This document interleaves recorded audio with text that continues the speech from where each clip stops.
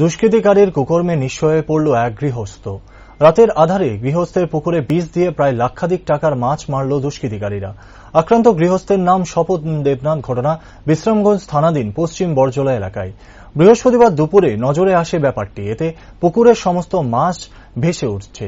স্বপন দেবনাথ সাংবাদিকদের মুখোমুখি হয়ে জানিয়েছেন, বুধবার রাতে কে বা কারা পুকুরের বিষ ঢেলে দেয়। মেয়ের বিয়ের জন্য পুকুরে প্রায় 250 কেজি মাছ রেখেছিল, যার আনুমানিক বাজার মূল্য প্রায় কয়েক লক্ষ টাকা। এখন তিনি এক প্রকার অসহায় হয়ে পড়েন। ঘটনার পরিপ্রেক্ষিতে বিশ্রামগঞ্জ থানায় অভিযোগ জানানো হয়েছে। পুলিশ অভিযোগ পেয়ে ঘটনার তদন্তে নেমেছে। এই ঘটনায় গোটা এলাকায় ব্যাপক চাঞ্চল্য ছড়িয়ে পড়েছে।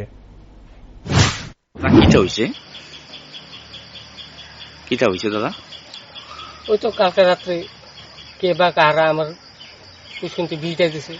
আমি মায়া বিয়ার লেগা বহুত কিছু রাখছি, তখন তো আমি অসহায় অবস্থা। কত কেজি মাছ অনুমান কমে 180 থেকে 250 কেজি। সব মজা গেছে? সব মজা গেছে। এই জায়গাটার নাম কিটা? এটা পশ্চিম বরজলা 4 নম্বর ওয়ার্ড। আপনি বাইক থাকেন না? এবারে কি খালি? এবার খালি। এখন কি মাছটি সব পালা দিয়েছেন ওটা তুললা? ওটা আরো তো ইয়া রয়েছে তো কুসুম সব মানে বাইরে রয়েছে? সব বাইরে রয়েছে। আপনার নাম কিটা? স্বপন দেবনাথ।